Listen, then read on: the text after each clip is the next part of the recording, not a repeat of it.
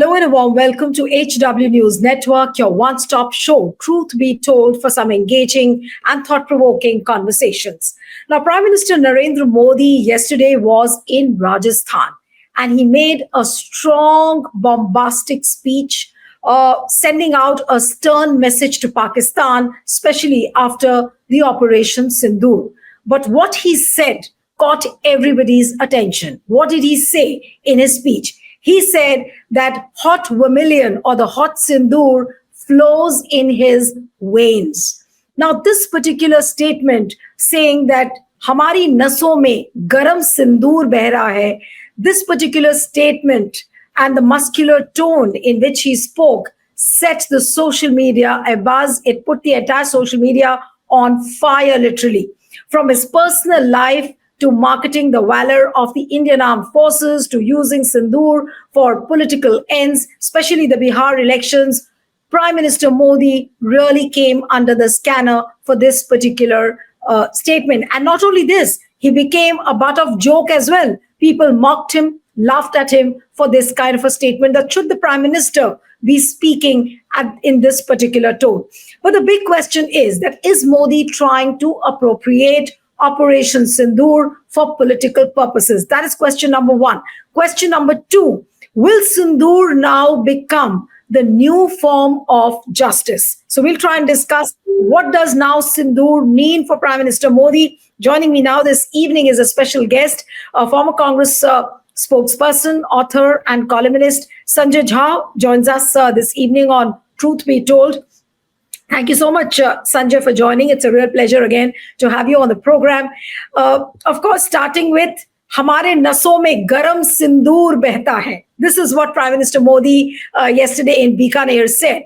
Now, what was the connotation? What is the kind of message he was trying to send out, according to you? Well, Neelu, the truth is that the BJP has always used hyper-nationalism as a political strategy. Go back to 2019, after the Pulwama massacre, where we lost 40 CRPF soldiers in an ambush that frankly surprised many people because it happened close to the CRPF headquarters on the highway. If you remember the speeches, Mr. Modi actually told a lot of the first-time voters that let your first vote be for the people who took part in the Balakot strike.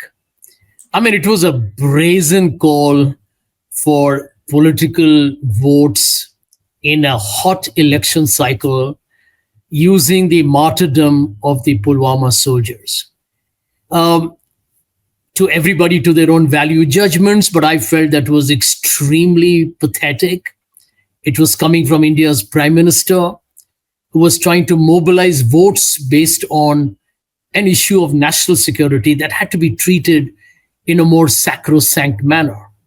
Now, I want to take you back actually to the fact that when Operation Sindoor had just started, it lasted just 3 days, you had a digital advertising campaign run by the BJP. It was all over. And they tried to malign the opposition and make Mr. Modi and the government look like muscular heroes. So clearly morality, ethics, decency, I think it disrespects the armed forces, in my opinion. And number two, I think it insults the intelligence of the common people of India. Now, let's look at the reality. Pahalgam terror attack happens, Neelu. It's been over a month. You have no idea where the terrorists are. So they came in, they walk in all the way to South Kashmir, it's not at the border, and they have disappeared into oblivion. And Mr. Modi believes it's the right time to make these highly aggressive macho speeches. I think, to me, this is a lot to do with one's own political character. I can try and understand the logic behind why Mr. Modi does it, because invariably he's seen electoral success because he's done that. It's not just about Bihar. I can tell you that the BJP will try every trick in the book to leverage the success of the armed forces and claim it as a BJP credit, which is tragic because we still have no dialogue on what was the security and intelligence failure that led to the Pahalgam horrific terror attack, anyways. But let me give you a rejoinder that Mr. Modi needs to listen to, and then we'll carry on with the conversation. This is a letter written to the President of India, the Supreme Commander of India's Defense Forces, by Admiral Vishnu Bhagwat and some very eminent people from the armed forces. And I'll read out this text to you, which is based on the statement made by Mr. Vijay Shah, the very eminent BJP minister who mocked Colonel Sofia Qureshi, called her a sister of the terrorists. And you have the statement made by the deputy chief minister, his name being Mr. Jagdish Devda, who said that the Indian army bows in front of Mr. Modi. And just hear this, because I think this will put things in perspective for your viewers. The letter, and I'll just quote the more relevant portions. This is on Mr. Vijay Shah. In this, he publicly betrayed his gender insensitive, non-secular, deprecating women in general, and a divisive state of mind, and a tendency to incite communal fissures and insulting India's defense forces. Now, this is what the people from the defense are telling Mr. Modi and his government. I think, this is not Congress. This is not the opposition. This is not you. This is not me. To the viewers of your program, this is people who have fought for India and have defended our borders. And I carry on to what is said next. These derogatory statements can adversely affect the morale of the servicing personnel of our defense forces, resulting in weakening of national security and territorial sovereignty. What more needs to be said? And as we talk, railway tickets have Operation Sindur being used as a political marketing tool. And I've seen cutouts of Mr. Modi, not in Mumbai yet, but I assume they're happening in different parts of the country. Cutouts of Mr. Modi with an Operation Sindur, and he's wearing the military uniform.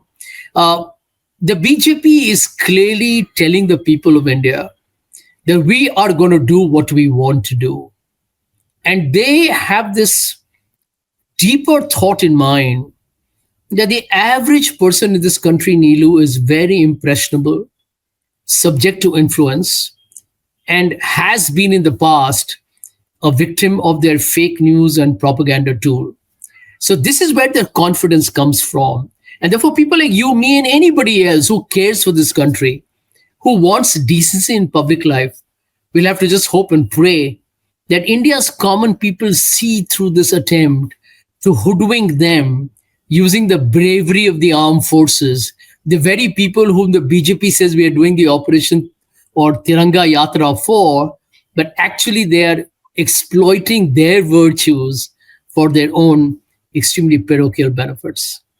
No, but while Prime Minister Modi makes this kind of a comment that mere naso mein garam sindoor beh raha hai, what do you think is the political constituency he's actually targeting at?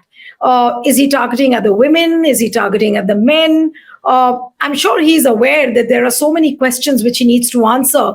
And from those questions, he's just shied away completely. Whether it is the accountability, how the security lapse and the intelligence failure happened in case of Pahalgam, why Foreign Minister S. Jaishankar had to inform the enemy country from beforehand, before the military strike. What are the terms and conditions of the ceasefire? These are some important questions. How many Rafales are down? How many aircrafts were down? No answers on that. But then he says, "Hamare naso mein garam sindoor beh raha hai." What is the political constituency he's looking at? Is he trying to target those semi-illiterate men and women who will not question him at all? Well, I think the popular perception has not been in favor of the government after the very sudden ceasefire announced by Donald Trump. A lot of people were astonished because here we had announced Operation Sindur and an attack late in the night. And suddenly it appeared as if we had changed our mind altogether. And a lot of people were frankly disappointed with the fact that did we really successfully uh, close the endeavors that had begun the entire project? Obviously, thereafter you have all sides making their own different claims. But let's put that aside for the moment. Yes, of course, we did hit the air bases, and a message was sent to Pakistan that if you continue indulging in the terror outbreak that you do in India periodically, there will be a gradual escalation in the way we retaliate. I don't think on that issue there is any conversation. I think all political parties rallied behind the government. Where I think this government has really come a cropper is the fact that its defense has been extremely weak on Donald Trump's repeated assertions that we brokered the ceasefire, and both India and Pakistan agreed because the larger issue was trade.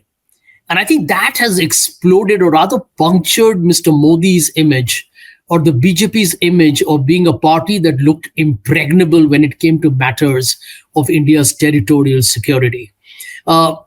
If you ask me, a rebuttal had to come from Mr. Modi directly to Donald Trump, because here is the head of state. You can't leave this to a Vikram Mishri or to a Jai Shankar. This had to happen from Prime Minister Modi. For reasons best known to him, he's chosen to be extremely intriguingly silent on the subject. On his address to the nation was a perfect platform for him to debunk if Donald Trump's statements are indeed an exaggeration or they are a concoction of his rather unstable mind. Then he had to be called out then. It didn't happen. So if you hear Donald Trump even today, in the last 11 to 12 days, he said it 8 times. I brokered the deal. And when he says he talks about his administration and the role of Marco Rubio and J.D. Vance and the entire administration. I think Mr. Modi's government has a lot to explain for. It's easy to criticize Rahul Gandhi, India's favorite fall guy. But the truth is Rahul Gandhi has called out the government on very legitimate issues. You have the external affairs minister who says we informed Pakistan. He's on record. This is not subject to some kind of interpretation or circumlocution. It's a straightforward thing. He says it on a video that I informed them that we're going to hit your terror networks, and they did not abide by that warning. That's what Dr. Jaishankar. But despite foreign minister having said this on record, you have MPs like Nishikant Dubey saying and tweeting also, giving an interview to ANI that this was a part of the pact which the Congress government in the yesteryears had signed. And which is why, so is it not treason now that you say? I mean, well, I don't. But honestly, Neelu, I won't comment on the gentleman because I think the Supreme Court has had a very forthright opinion on the gentleman's credibility. I don't want to dignify his comments by even responding to them.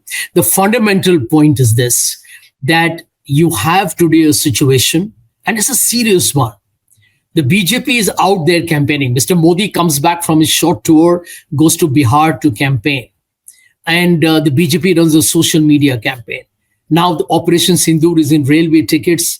E-railway tickets is already there in cutouts.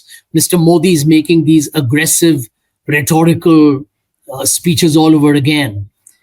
This is the character of the BJP. It's in their DNA. You can't change that. And until they find that it keeps working for them in the ballot box, I don't think Mr. Modi or the BJP are going to change their tracks at all. But the problem for India hasn't changed, because the truth, Neelu, is this: that today, if you look at the border conflict that we had with Pakistan, China has become a very critical player. China's strategic military equipment or assets were used by Pakistan.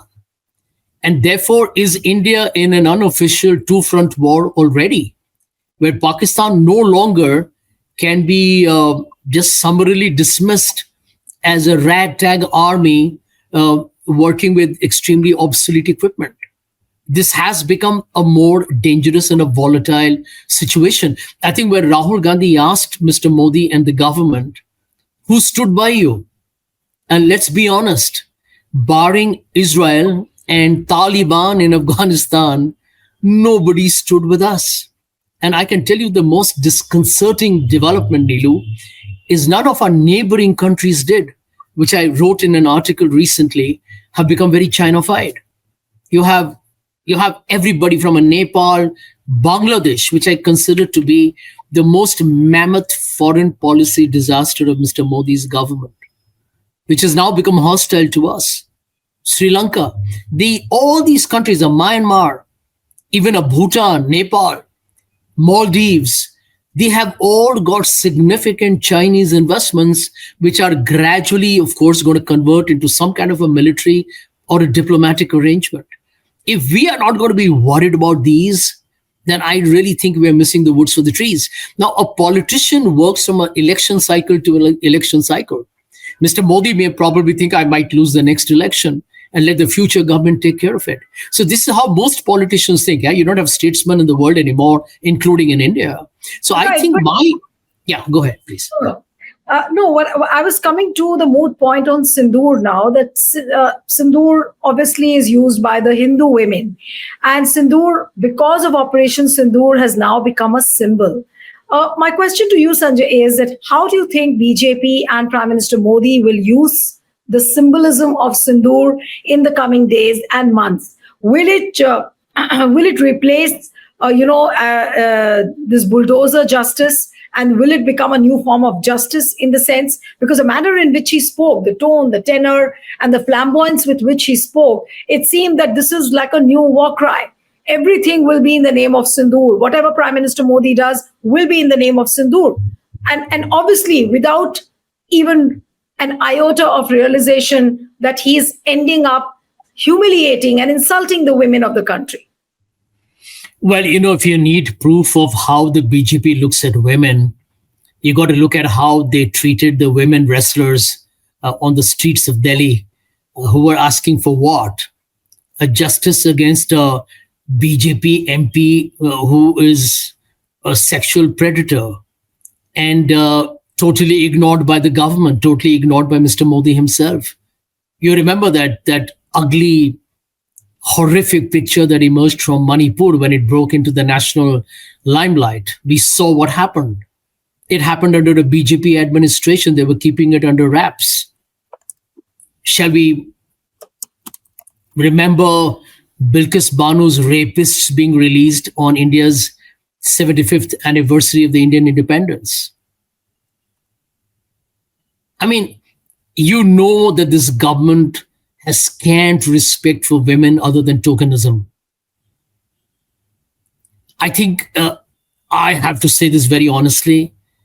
I do hope the people of this country, men, women, children, everyone sees through any political party, in this case the BJP for sure, for manipulating their susceptible emotions in such a crude and a savage manner, in situations or circumstances that demand decency, sobriety, regret, even an apology. Honestly, Nilu, I believe that India's Prime Minister, whether it's Modi or anybody there, should have told the unfortunate victims of the Pahalgam massacre, the families who were there, we are sorry for what happened. Because we created this environment that everything is okay, it's hunky-dory. And, you want to look at women's cases, Himanshi Narwal, Yes. I mean, such a brave woman, a widow at such a young age. She got trolled for saying that please do not attack the Kashmiris and the Indian Muslims and let's be one. Otherwise, you're falling into the Pakistan trap. That's what the terrorists wanted. And the entire right-wing system hounded her in a bloodthirsty manner. It was absolutely not just regrettable, it was brutal.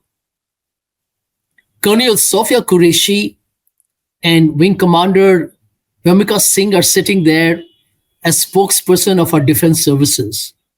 Is that meant to be just a cosmetic, theatric stunt in the eyes of the government? Can you respect women, please? I mean, this to me is the real worry that I have. that the BJP is so obsessed with optics that it is allowing BJP leaders to kind of mock Sophia Qureshi, and no action has been taken against that gentleman, if I can use the word gentleman. The court had to suo moto file an FIR. Absolutely. These gentlemen continue to be the celebrated heroes of this party. So, bottom line, Neelu, I don't know how much time do you have with me at the moment, but I do believe that the people of India have to do the questioning. The opposition is doing its bit. To full credit to the Congress, it supported the government, but when it has seen the government very callously and in a manner which I believe is almost close to being shameless, exploit the entire messaging for its political gains, then I think the Congress is asking very pertinent questions. It's the people of India too who will have to wake up and say, I need to know answers to what happened in Pahalgam, what happened in Pulwama, and are we truly risk-free as all these speeches seem to indicate?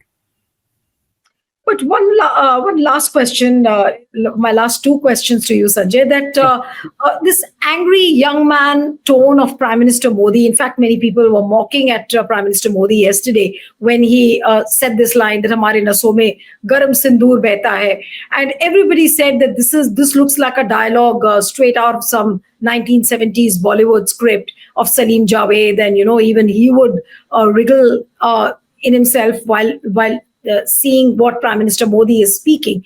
I'm just wondering that the people who are writing his speeches, or even if he's saying it impromptu, doesn't he realize what kind of harm he's doing to himself eventually? Because people are not getting driven by his muscular tone at all now. Neelu, I can tell you that I don't think Mr. Modi has ever entertained the concept of being a statesman of the kind Pandit Nehru was. Or, the kind of very elevated. She made some mistakes for sure, but Mrs. Gandhi was above the ordinary level of politicking. You can blame her for many games she played and where she went wrong.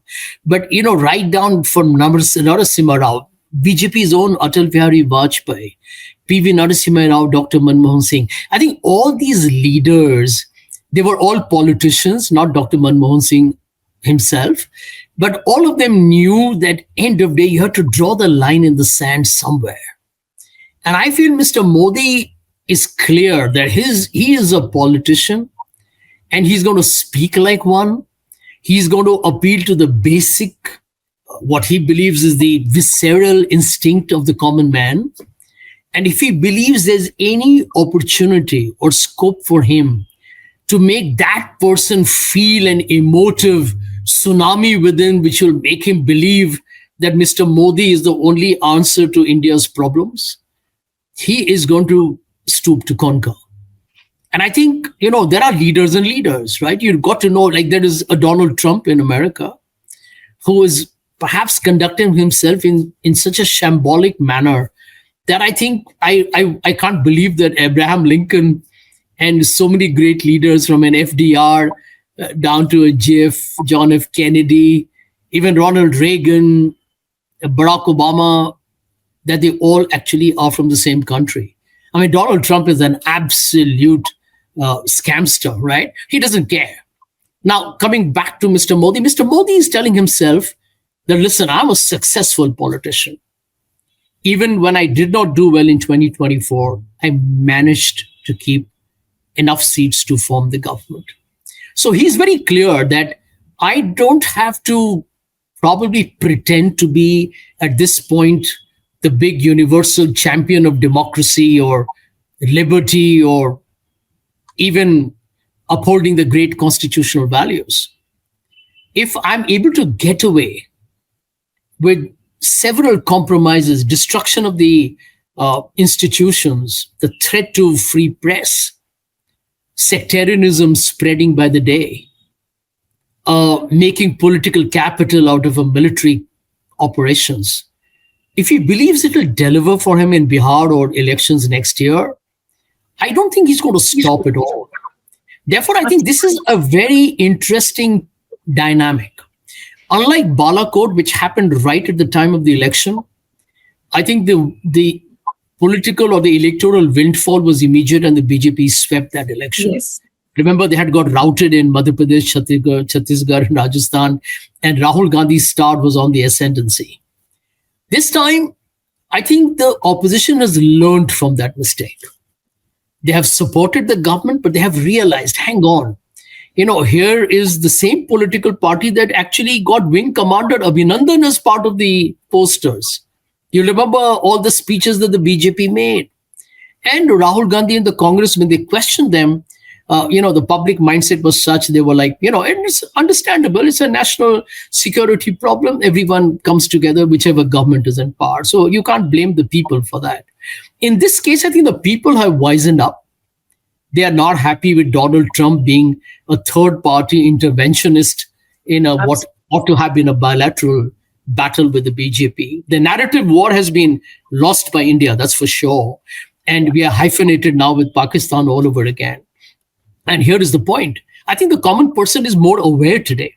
And the opposition, and in full credit to the Congress, although some people in the Congress are also going over the top, but by and large, the party has maintained a very strong focus on what the BJP and Mr. Modi and Mr. Jaishankar are articulating. And that's good politics, because politics is not about just giving a carte blanche to the other party because you face a crisis at the border. If that party in government is not able to keep the people of this country safe, it is the job of every opposition leader. In fact, it should be the job of BJP MPs to question their own government. You see, the BJP has now become so controlled by one or two people that they are voiceless. So let's not even waste our time on them. In an ideal democracy, Mr. Modi's biggest threat should have been from within the BJP, not even from the opposition. Absolutely. Because, the opposition is not going to suddenly get 250 seats. That's where I would like to leave this conversation at. Thank you so much, Sanjay. Always a pleasure having you on the program. Thank you. Thank you, Neelo. Thank you. Bye.